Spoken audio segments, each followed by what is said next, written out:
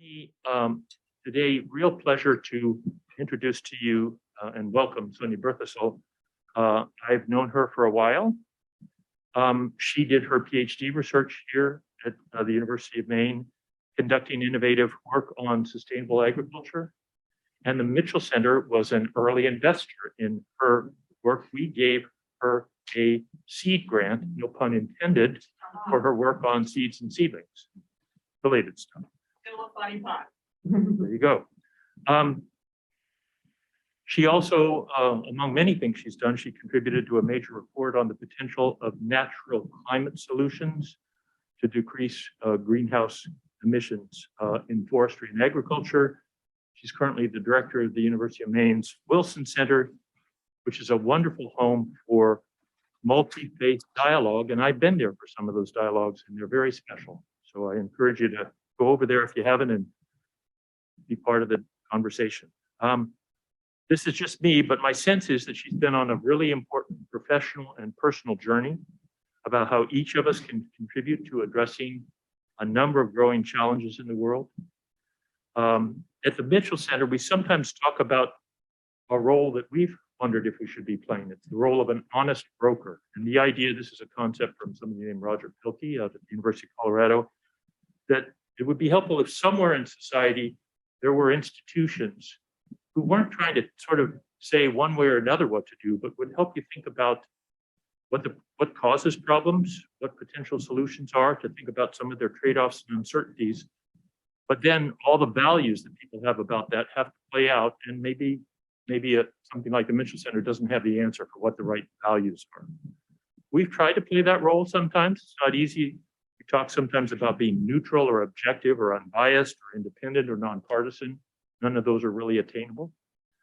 And ever since I saw the title for her talk, How Can We Be Honest Brokers in an Honestly Broken World, I knew that I was going to learn some really valuable things here.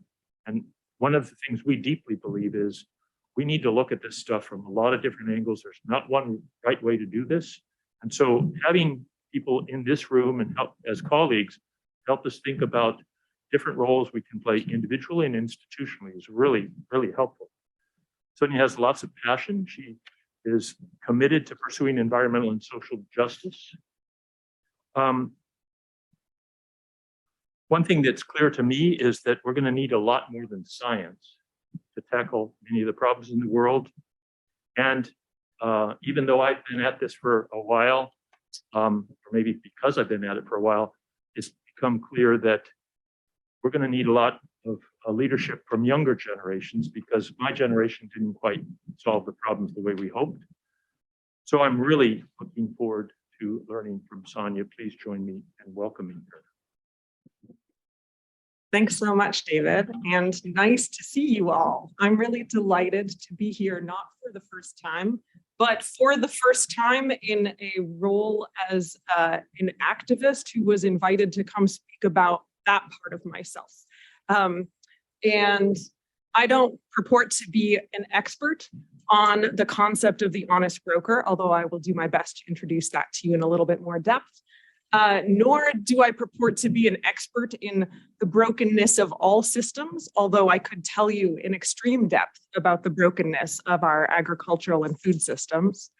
But I hope that today's talk will have some food for thought for all of us, regardless of exactly where we're coming into this arena. And I think it'll be fun. So I'm going to start off with a brief personal history. Just, you've heard a little bit about me, but here's a little bit more about how I got to exactly where I am in life.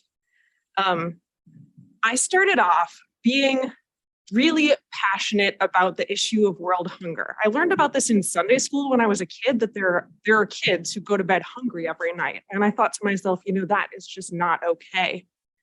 And I also was fortunate to grow up in sort of Maine Organic Farming and Gardening Association circles, and worked on organic farms through middle school, and had this kind of model for how we can build community resiliency and take care of one another at local scales through that community.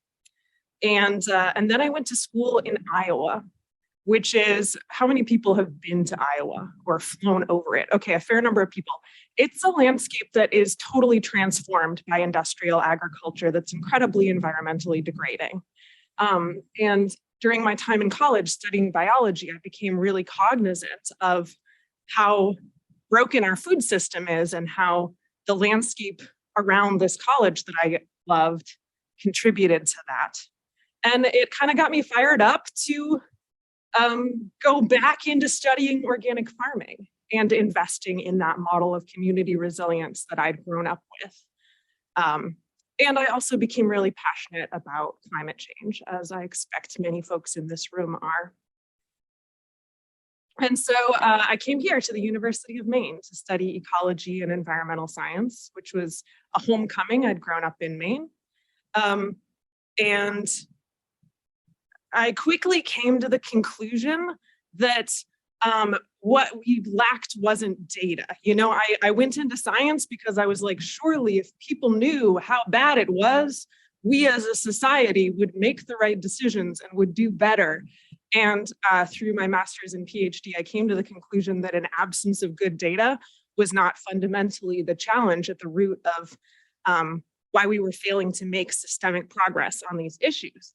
And so then I became interested in sort of as a hobby in like, what's some stuff about sociology and psychology that makes it so that this is true and we don't act. But I didn't really solve it. And I'm using the word existential crisis like a little bit tongue in cheek here, but also in a way that I think probably most of us can relate to. So what we're going to talk about today is a little bit about the risks of ignoring climate change, which I think will be review for many of us. And then a little bit about why it's hard to make a difference on big challenges like this. And I know this is something that my colleagues at the Mitchell Center here have thought about in real depth and granularity, and I really value their scholarship on this. We'll talk a little more about this concept of the honest broker of policy options that David led out by referencing.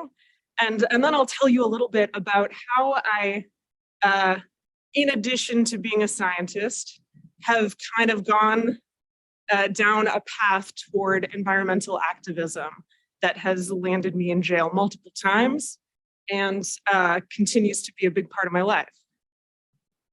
And then if we have time at the end, I'll talk a little bit about finding personal sustainability in a world where sometimes the magnitude of the challenges that we face feels heavy, to me at least. How many people have felt the heaviness of the world? I see a lot of nods and hands. Yeah, I think this is relatable. And then we'll have plenty of time, I hope, for some questions and discussion. So I'm going to throw this out to you because many of you are like young people who are here for class. What are some of the risks of ignoring climate change? I know that you know them. Go ahead and raise your hand or shout them out. Go for it. Just call on them. I could call on them, or I could let uncomfortable silence. Yeah. Environmental degradation. Environmental degradation, absolutely. More specifically, like loss of biodiversity. Loss of biodiversity, for sure. Loss of resources. Loss of resources, yep. Yeah, some amazing big categories. And you're touching on several of them. Here are some more. This is from the IPCC AR6 report, which just came out this year. And the picture is not particularly rosy. Here you see categorized by color in these different categories of climate impact. What is our confidence that the changes we're seeing are sort of attributable to climate change, with the dark colors being high or very high, and then some whether impacts are negative to human systems or sort of positive and negative mixed is noted with the positives and negatives. So hopefully a pretty intuitive graph. And kind of the moral of the story is that in the observed impacts to climate change on human systems that we have seen already, there's a lot of negative impacts that we're really sure are being caused by climate change. And we're on a trajectory for that to continue when it comes to heat, malnutrition, mental health disorders, displacement, infectious disease. And the list goes on, and this is just human impacts. You know, earlier we were talking more broadly about biodiversity and resources, not just those that we as humans use, but those relied upon by other parts of our ecological systems. And we know, I think, as well, that there is a rapidly narrowing window of opportunity to enable climate resilient development.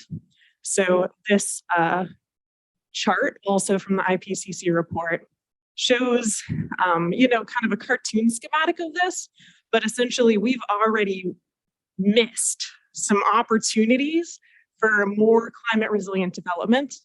And depending on what paths we take as a society, our range of options for recovery into kind of better outcomes diminish. You know, there are paths to be chosen at so many steps, and this is being illustrated again through the IPCC report released this year. So we're going to take as, you know, as fact that climate change is hard. And I'm curious why you have found it, or what you understand about the reasons that it's hard to make a difference on climate change. What are some things you've talked about in class or experienced? Go for it. I feel like generally there tends to be a lot of apathy or like a given up attitude when it comes to climate change. Yeah, so there might be a apathy or a giving up attitude, because maybe it just feels so hard that we don't know what we as individuals can do. What do you think, Rachel? Convenience and actively having to choose to not take the easy route. It is always easier to choose something that will ultimately have a negative effect than to search for the more sustainable option. Yeah, so it can be really hard to choose something that changes the status quo. Absolutely. It's hard to get everybody to agree on what to do about it. Really hard to get everyone to agree on what to do. Absolutely. Corporations are big leaders and they're hard to police. Corporations are big contributors and they're hard to police, and they're driven by a profit motive. Yeah. I think what people online know that they buy something in chat. Great. So you might respond to something up in the chat. Okay, perfect. So I guess there are folks sharing ideas and responses in the chat too, which is wonderful. And I hope everyone in the audience can take a look at that, even if I can't personally see it right now. I'm sure you all are very wise. And there are so many reasons why these problems are challenging and can seem intractable and perhaps even demoralizing at times. A few one thing that occurs to me is that some of our systems are really honestly kind of broken. That is part of why it's hard to change them, or the fact that they are hard to change is maybe also why they're broken. And the food system is certainly one that comes to mind for me. And there are profit motives embedded in that. There's what people are used to and status quo embedded in that. There are some sort of feedback loops. And it's not the only system where I would say most of us might look at it and say, wow, there are some honest brokennesses to be seen here. You know, our societal dependence on car-related infrastructure is another that comes to mind. And it could, you know, there are people who might look at that and say that's not honestly broken, and that's okay. My hot take is that there's brokenness there when we think about climate, especially. And like things in our court system. For example, how many of you are familiar with Citizens United?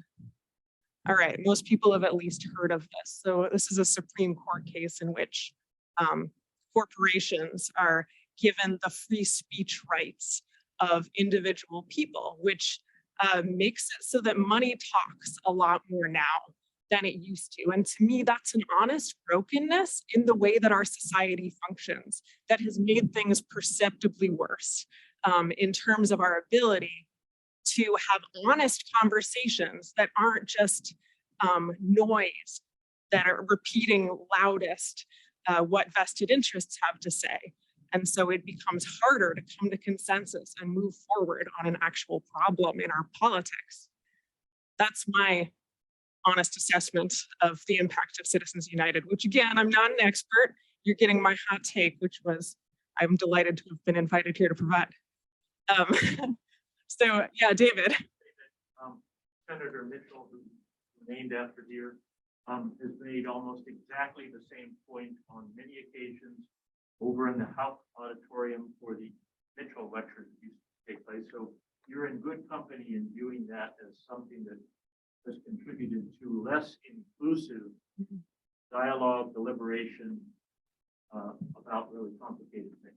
Oh, that's wonderful to hear. David just said for those participating on Zoom that Senator Mitchell has made comments about Citizens United similar to mine, and I feel great about being in the company of such a great statesman in seeing the world through that particular lens, I suppose.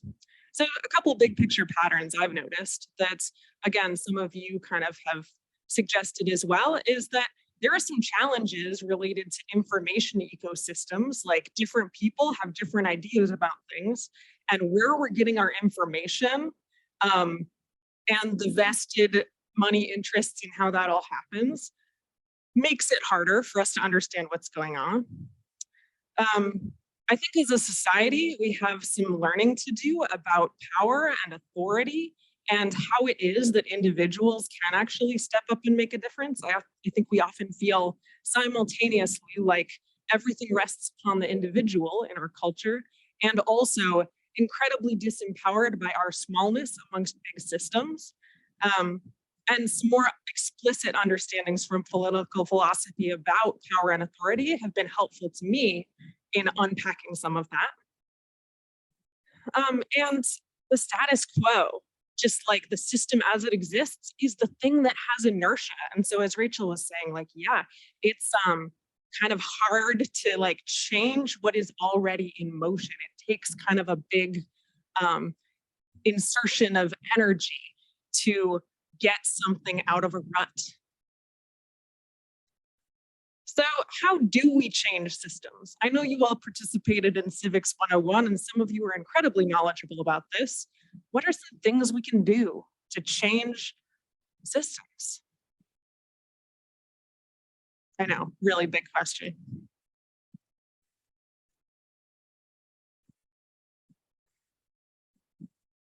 Yeah, go for it.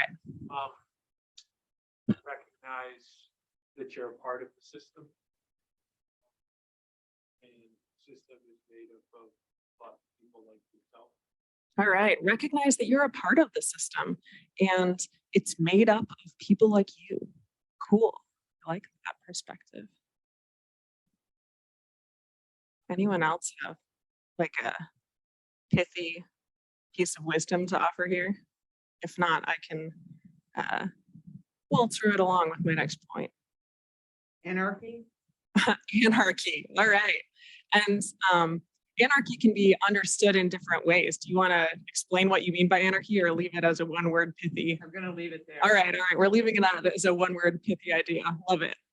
And how do we engage with this is kind of a follow-up question. So this brings me to the concept, well, I guess first it brings me to one model of a person wanting to engage in change of the system. This pictured here is my friend Jay O'Hara. He's the one kneeling on this little boat. And Jay O'Hara, this is probably close to a decade ago now. I guess it was 2014. he and his friend took their boat and parked it kind of out in the middle of the water offshore of a coal plant in southern Massachusetts, which at the time was this big coal plant that was still operational. And they knew that a shipment of coal was coming in by boat to this coal plant on this day. And so they just blockaded that shipment of coal so that it could not arrive at the coal plant. And their goal was to draw attention to the issue that we were still burning coal in New England back in 2014.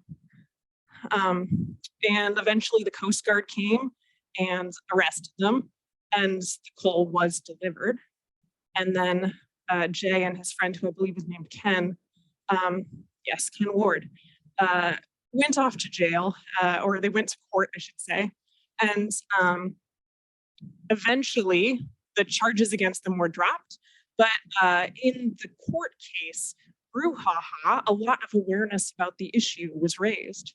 And it's hard to ascribe cause and effect to this kind of thing, but somewhere along in that timeline, during and directly after the court proceedings, this coal plant was slated for closure and no longer is with us. And so at one point, about 5 years ago, I went for a walk with Jay O'Hara, and I was telling him what I was doing about climate change, which was studying here at the University of Maine. And he told me what he had done, which was do this thing with the coal boat. And I was like, whoa, Jay, that's really intense. And he said, yeah, well, whenever you're ready to join us, just let me know. And I was not anywhere near ready to do that kind of thing. But it planted the seed of an idea that just kind of sat with me through a couple more years. And I came out of hearing about this really sort of admiring a conviction and the bravery that I think it took Jay to do this. And so, you know, that was one role model I had. But I also, in the world of science that I was in, had some great role models and ways of making a difference as well. And here's kind of a framework for how we sometimes think about different ways to engage with the world in science. And this comes from the work of Roger Pielke Jr. So you can think about the pure scientist in his framework, who really seeks to focus only on facts and doesn't have interaction with the decision maker. And so in my graduate school self, you know, this is maybe if I had just wanted to be out counting weeds and pretty agnostic to how that data might affect the world and didn't really want to be engaged with the downstream endpoint of that, I might have been a pure scientist. I wasn't. The science arbiter answers specific factual questions posed by a decision maker. So, you know, for example, if a farmer or, you know, policymaker, someone wishing to understand more about weed science had come to me and asked questions, perhaps I would have engaged with them and said, sure, let me tell you about ecological weed management. I have some numbers for you. The issue advocate seeks to reduce the scope of choice available to the decision maker. So if I had said as a graduate student, you know, I have the solution, and here, you know, my weed management strategy is the right one, I should take it to all the decision makers. And then I had showed up in Augusta and, you know, with some signs and some tables and said, like, here, have you heard about this one? This one's great. Here, I could even pay you to try this one. I might have been an issue advocate, and I certainly was never one of them, at least not that I recall. And then the honest broker of policy options tries to maintain more distance from our own concept of like what is the right solution. We seek to expand or clarify at least the scope of choice available to the decision maker. And I had some great you know, role models for this sort of honest broker who really tries to communicate not just some facts about the science, but also some of the broader context and you know, tries to have some awareness around the fact that yeah, we all have our biases and our agendas. And so presenting multiple alternatives can, empower decision makers to bring information to kind of higher levels of utility than our individual perspective might allow them to. And certainly the Mitchell Center has some great examples of trying to be an honest broker and bringing people of different perspectives together to allow for sort of emergent outcomes. Here's one pictured from 2017. They've been doing this quite a while. I've done sort of some of this work of trying to provide information to the legislature in Maine. So this is a report I'm a co-author on about natural climate solutions for the state of Maine. And just to kind of show you a little bit more about where I come from in this realm, I'll just kind of tell you a tiny bit about it.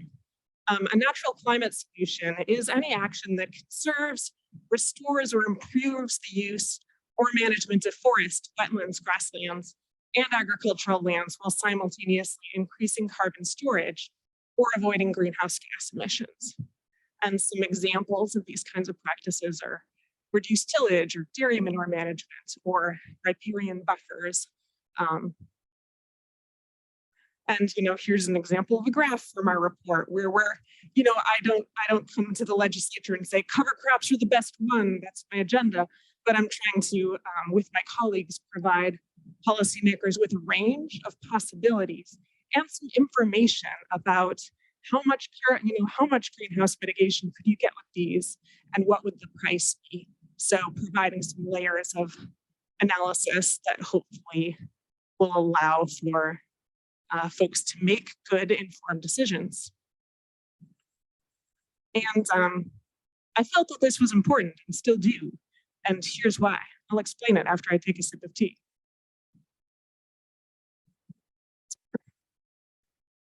Globally, these kinds of natural climate solutions actually have a huge potential to decrease, to sort of be mitigating. So this graph shows in the green the amount of fossil fuel mitigation that's possible through increasing our employment of natural climate solutions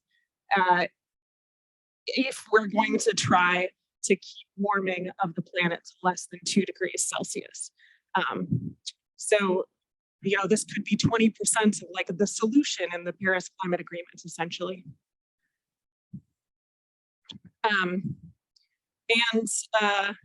So that's good.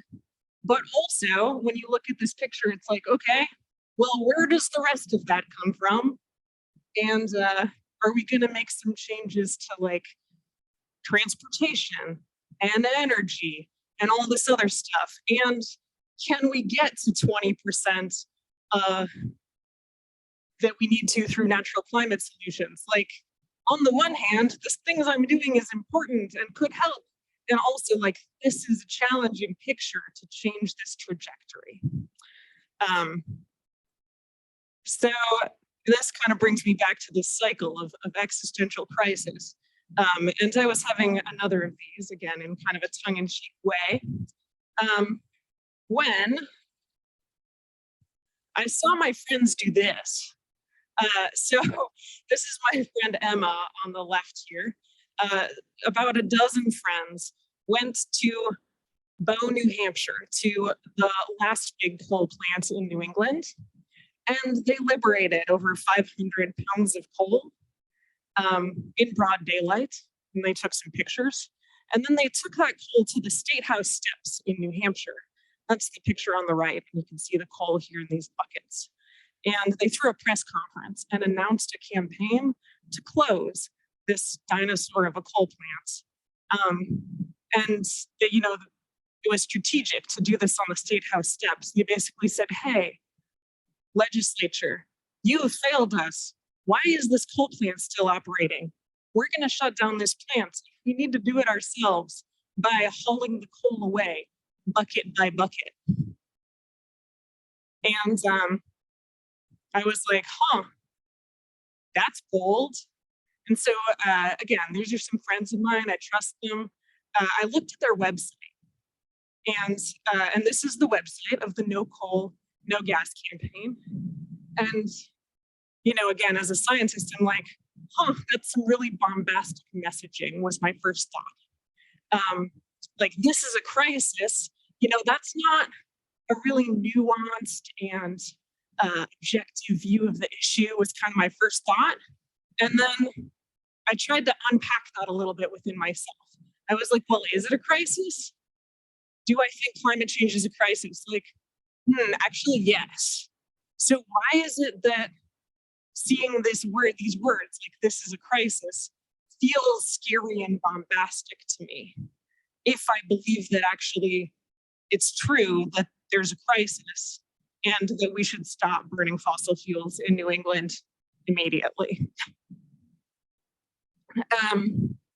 And so wrestling with this within myself, I made the decision to take some friends up on an invitation. They had liberated 500 pounds of coal and they said, hey, we're gonna get a group of people together and we're gonna have many more of us, as many as want to come, walk onto the coal plant in broad daylight with buckets and haul away the coal since our decision makers are failing to act. And I was like, I guess I could do that.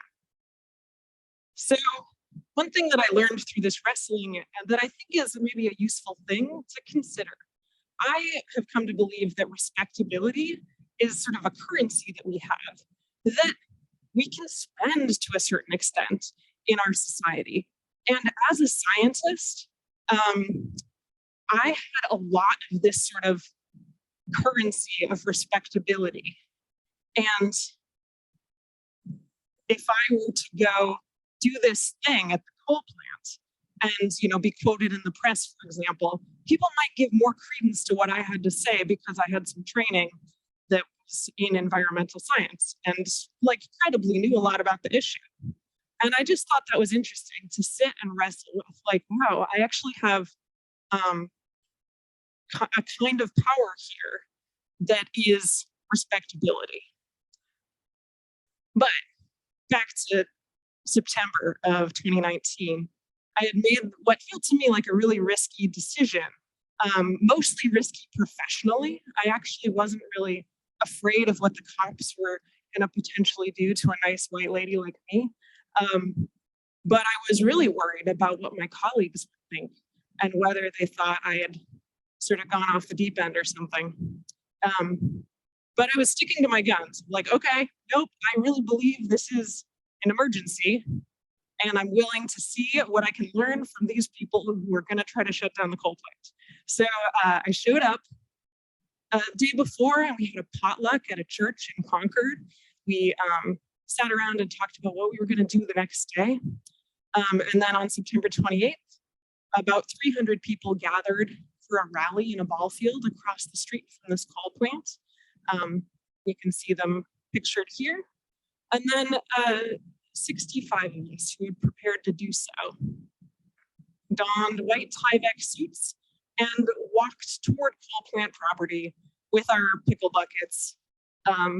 They still smelled like pickles. Someone had donated them from a pickle factory. And we sang songs and held hands and kind of tried to steel ourselves for what might be waiting for us once we crossed onto plant property lines. Because you see, when my friends had done this before, they hadn't told anyone they were going to do it. They just walked onto plant property, got 500 pounds of coal and walked off. But this one, they'd like sent out press releases. There had been videos shared on social media. And so we thought that the cops would probably know that we were coming. We just didn't know how many. But it turned out that as we were walking along, there was a chopper circling overhead. And as we rounded a corner, there was an unmarked SUV with Department of Homeland Security. And there were fish and game cops on ATVs and all of the cops from all the surrounding towns. And then a full battalion of state troopers in full riot gear. And we were like, wow, there's like more cops than there are of us. And we are like very unarmed, peaceful hippies singing songs about peace. This feels like an overreaction, but but at least they're taking us seriously. So one thing that I really loved about this experience, which was quite intense, is that there were multiple opportunities as we were walking over and onto plant property to circle up and check in and see if we all still wanted to be doing this thing together. And, you know, there was an opportunity to like, well, okay, just kidding. This seems like a bad idea. Let's not do it. But we ultimately decided, yeah, even though there are more cops than there are of us, let's go. And we were all summarily arrested before getting to the coal pile. And I have learned a ton through the experience being part of this community ever since. One of the things I found inspiring is that I think the goals of this campaign are really incredible. They're to build unity and community and to demonstrate what's possible in a way that maybe will help other people to expand their concept of what's possible in their own lives. And then third, to end the use of fossil fuels in New England. And that order is important. So we would never do anything to end fossil fuels that wasn't also demonstrating what's possible and building community. And so we decided we'd start, or the royal we here had quite strategically decided to start with this coal plant, a weak target, but try to be using that to build a community of resistance that could tackle other challenges related to how we get energy in New England and beyond. And I've learned a lot about power through this experience that I think is really relevant. So we tend to think about power in our society as like there are people who make decisions and then those decisions impact us. And there's some truth to that. We live in hierarchical kinds of structures. But that doesn't mean that there aren't things that can be done.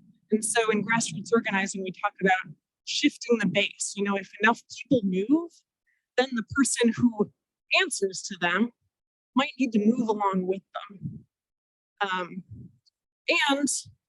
Through the work of political philosophers like Hannah Arendt and others, we can also think about the fact that the people who are in authority are only there because those of us who are part of the system consent to that being the case.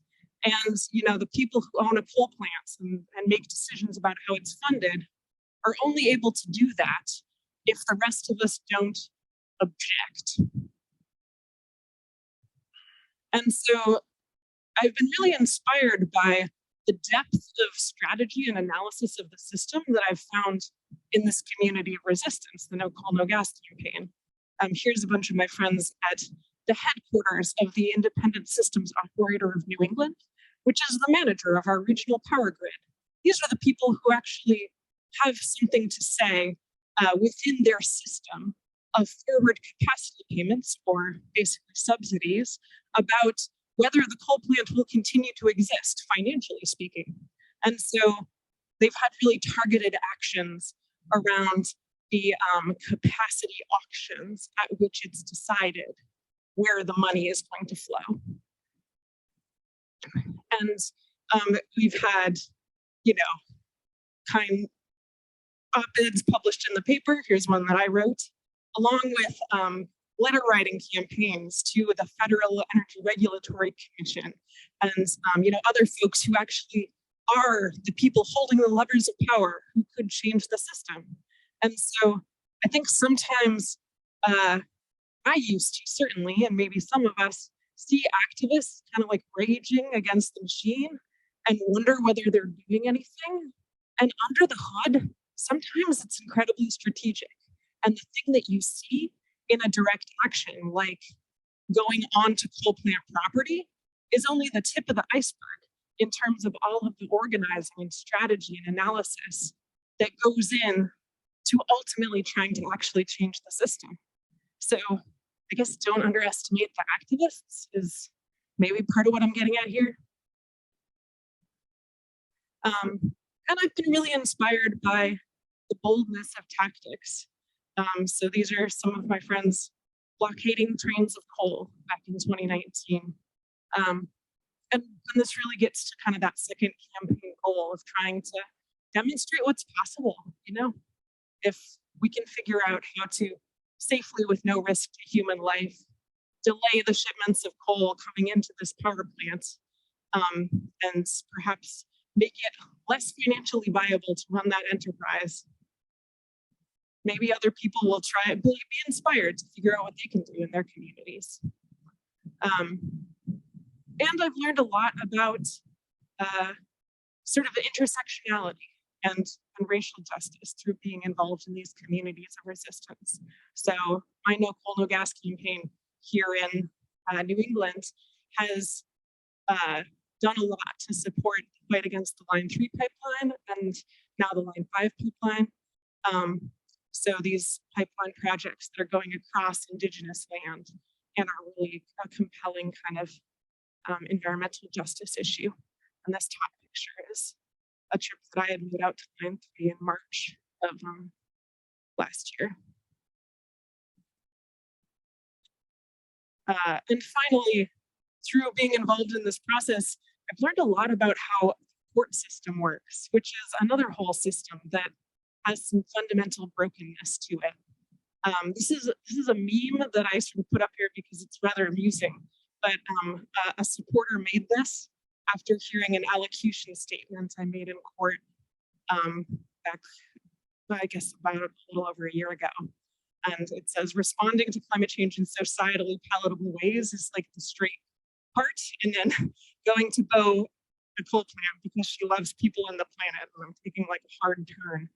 And there's a quote here from my allocution. And again, I hold this to be true. And so this kind of brings us back to the question of where's the line between honest broker and issue advocate, when I believe it's true that, simply put, acting now to address climate change will save lives. And given this reality, I cannot overstate the need for immediate climate action, or immediate climate change mitigation at all levels, including but not limited to the closure of outdated, inefficient, and catastrophically polluting coal plants like the Merrimack Generating Station in Bow, New Hampshire. So I'll let you digest this for a minute while I take another sip of tea.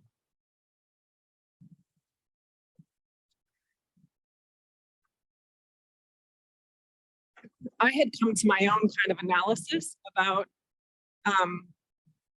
the limitations of the honest broker framework through my experience doing activism, but I am sure I'm not the only or even the first person to come up with some thoughts on the subject. And I'd really point you to this pretty compelling blog post by Fabian Duchette in 2021 that digs into some of the complexities with that hairy line between issue advocate and honest broker. And I'd say the most compelling quote from that piece is that this author calls for a new role for researchers who advocate for just ends, but present decision makers with a range of evidence-informed means to achieve those ends. So an honest issue advocate. And this refuses the dichotomy that a researcher is either honest or an advocate. And I think I probably, in my activism experience, go further than what this author may have been thinking of. But I think that there's real food for thought in here with, you know, as a scientist who's looked at the data and come to the honest conclusion that we need climate action now, can one honestly be an issue advocate in a way that's pretty bold? And for myself, I've decided to wade pretty far into those waters, and I don't regret it. So, you know, I will continue to hold signs that say things like coal is not essential, because although that may look like advocacy to many people, and it might make some of my colleagues who really want to maintain the separation of science and advocacy a little bit uncomfortable sometimes, I believe this is true, that coal is not essential to our functioning as a society, and that there are indeed much better alternatives and a range of alternatives that can be carefully and constructively explored, but it's fundamentally unjust to be burning coal in the year 2022. And I'm not alone in having kind of gotten to this place. I think we're still in the minority perhaps, but I was heartened to see this article this year of other climate scientists risking arrest to demand climate action. All right, we're in the home stretch. Last thought to leave you with is that one of you said earlier that one of the reasons it's difficult to make a difference on climate change is this kind of like, oh, it's heavy on us piece. And I've definitely experienced that many times. And so I want to present to you, in case it's helpful, maybe it will be, a model that I developed for like personal sustainability within a youth group that I run. So I came up with this for middle schoolers because they were saying to me, Sonja, the world is so depressing. How do we keep functioning in a world where there's so much brokenness? And I was like, you're 12. If you're feeling this, what are we going to do? And so I came up with this framework for my kids, which is like, don't try to do it all. The world is going to be full of needs, but you, my 12-year-old friend, or you, all my friends here in this talk today, you have unique gifts and things that make you come alive as a person. Try to find those things and then try to find the overlap of doing those things with what it is that the world needs, which again is an infinite list, and just do that. That is a nice sparkly zone of personal sustainability, because you're much less likely to get burned out if you just love and come alive based on what you're doing. And I've certainly found that in part through the process of doing activism, which allows us to be radically silly in ways that feel socially transformative. So to parse a little bit what's going on here, these are me and some co-defendants doing a human knot outside of courtroom 1 in the Superior Court in Concord, New Hampshire. So yeah, we're showing up and being ourselves in the midst of a system that is broken and trying to speak truth to power in a way that feels honest and transformative to us, and sometimes silly, and sometimes there's waiting around to do. But asking that question, like, why is it totally countercultural and weird to do a human knot in a courtroom? What are the implicit sort of societal forces that make it so that you're told you cannot at all have fun in that space? Where does that come from? That's the kind of question that I think it's fun to ask. So with that, I'll turn it over to questions and discussion, and I think David is going to help moderate that. Hi, Linda. Hi. Sonja, this was just so wonderful, just so interesting, so filled with information, and so provocative at the same time. You really gave us a lot to think about, and we've so much appreciated. One of the, in the chat, one of the interesting things someone mentioned, Julie Goss, is that following up on what you said, and it's a quote from someone, your vocation in life is where your greatest joy meets the world's greatest need. What do you think about that? I love that. That's beautiful. Do we know who it's from? I kind of want to look it up after. Frederick Buechner, Buechner. Great. Yeah, I don't know if I have much to say on that beyond I love that sentiment, and I'm happy for the reading recommendation. So another question is, how does all of what you've experienced make you think about your choice of a career and what students, maybe middle school students or high school students should be thinking about? And it's fine not to have any thoughts about that, but It's a great question. And I do fundamentally think kind of the words of wisdom just shared, as well as my rather cute sparkle zone diagram, are things that I would unabashedly recommend.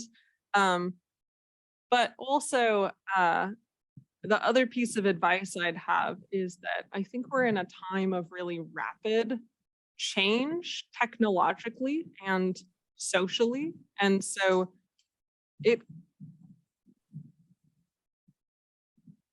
don't be afraid to reinvent yourself or to explore different options beyond the kinds of traditional jobs that have existed in the past, as you figure out who and what you want to be in the world. And also there's no shame in, getting like a comfortable job in government or industry and finding ways to like shine and be who you want to be in that space and in other parts of your life. So try to shed some of the judgment that we have around both like,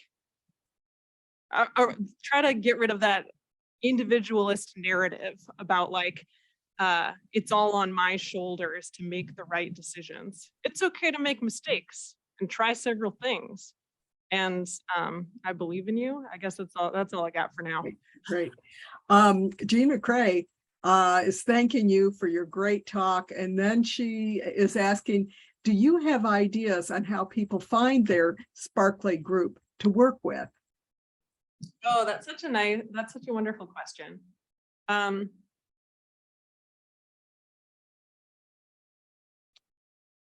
I'd say challenge yourself to find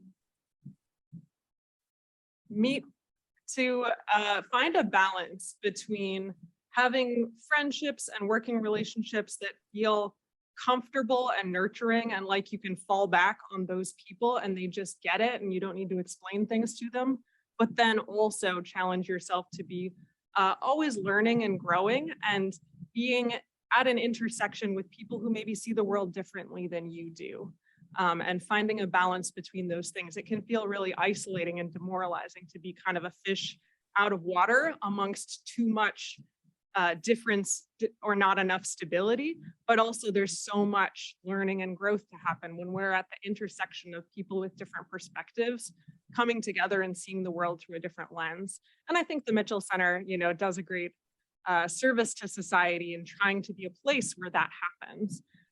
So, communities where you're able to find that, you're able to find that growing edge. Great. Thank you. I'm going to put on my psychology hat for a minute. And one of the interesting things that has really puzzled psychologists as researchers is that, and this is about how people behave and how people respond to messaging. And what we found over and over again is that fear appeals, if they're too strong, don't work. That fear appeals, in fact, make people so depressed and so worried that they can't act, they can't move, they can't do things.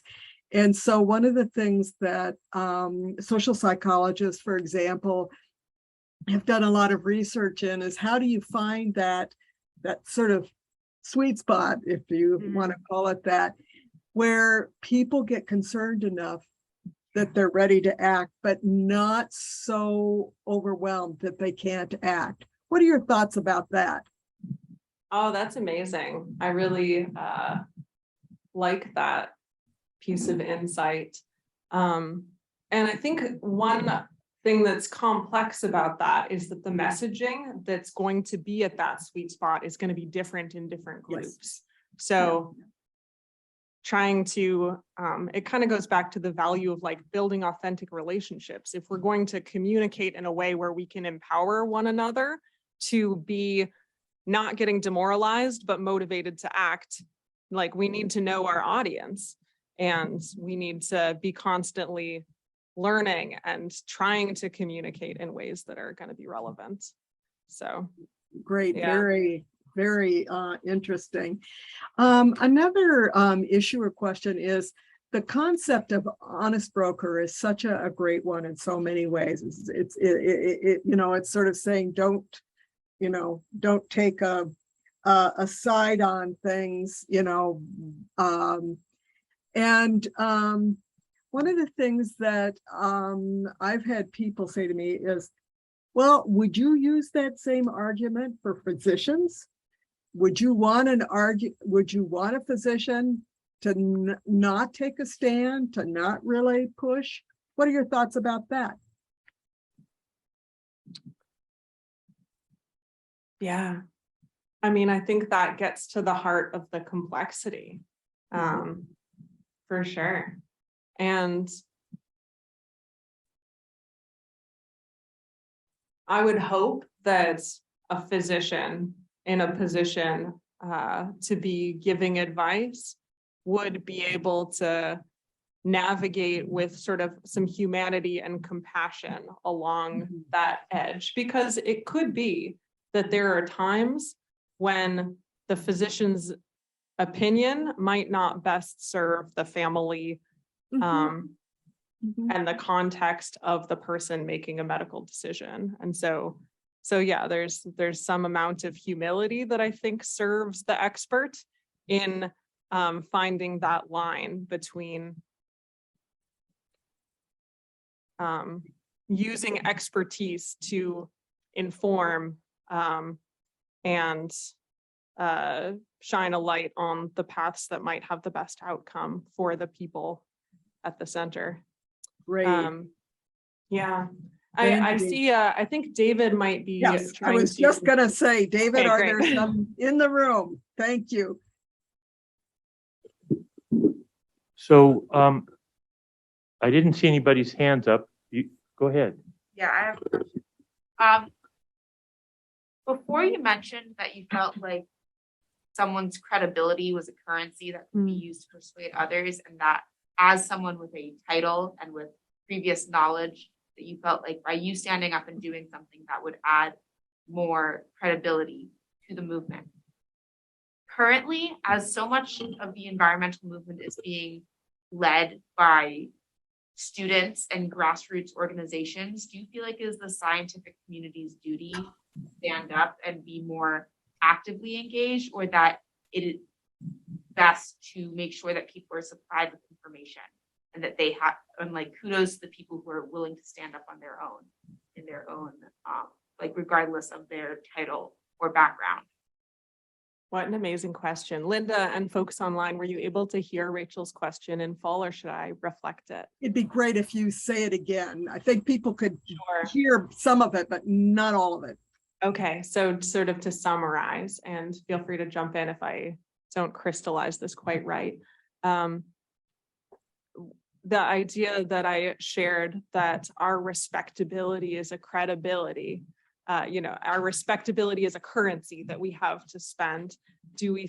Does Rachel think that it is the duty of scientists to be bolder in speaking honestly about the changes that we may feel are needed in the world? Or do I think that the best use of that currency is to inform and educate over a range of options, but then kind of wash my hands of it a little bit? Is that, yeah. And I think probably in the framing of my reiteration of that, you will come to some conclusion about what I'm about to say. But yeah, I do think it is the duty of all of us, and certainly scientists, who do have a certain level of cachet and a certain power in our learning and expertise. If we come to, this kind of comes back to the idea of the honest issue advocate. If we come to the honest conclusion